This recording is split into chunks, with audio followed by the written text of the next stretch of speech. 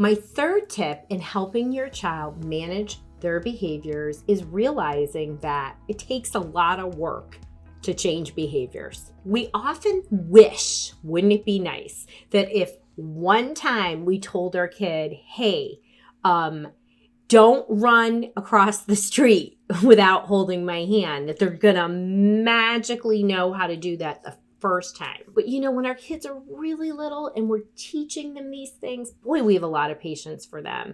And as they get older, sometimes our patience diminishes. What I want to tell you is that to learn something at an automatic, innate level, do you know how many times it takes to learn something? 34 times. And that means that you have to do something a lot. And guess what? If you have a behavioral issue, an attention issue, or a cognitive issue, you better triple that. And that means that you're not going to need cues.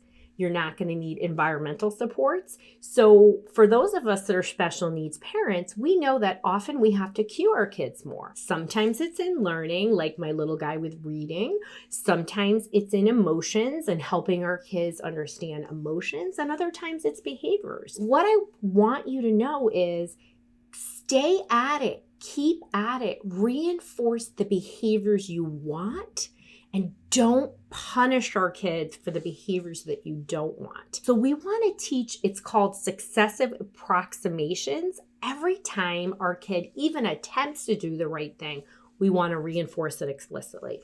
Whether it's good job, it's a sticker, it's a teenager that made an attempt at something like, hey, I love that you tried doing that. That's fantastic. Maybe tomorrow we could go for a walk together. Whatever it is that you're trying to get them to do, in that case, exercise more, get off their device, whatever it is, we want to reinforce that and really be explicit about the desired behaviors that we want. It takes a lot of practice to master something, right?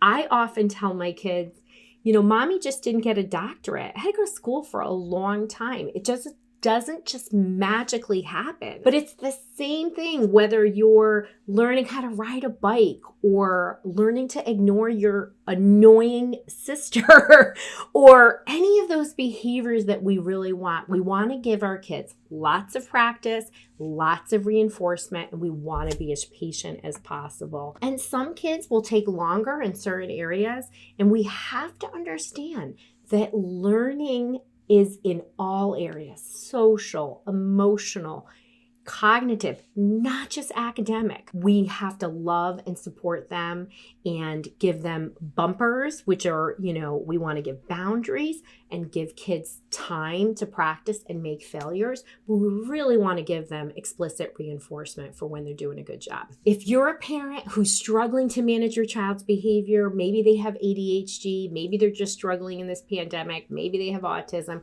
whatever is going on with your child, join us for the Get Unstuck Parenting, where we're going to do a deep dive and learn how to break free from all those barriers that are holding your kid back from learning and academics and social and emotional and behavioral regulation. So go to www.getunstucksummit.com and join us for this free summit.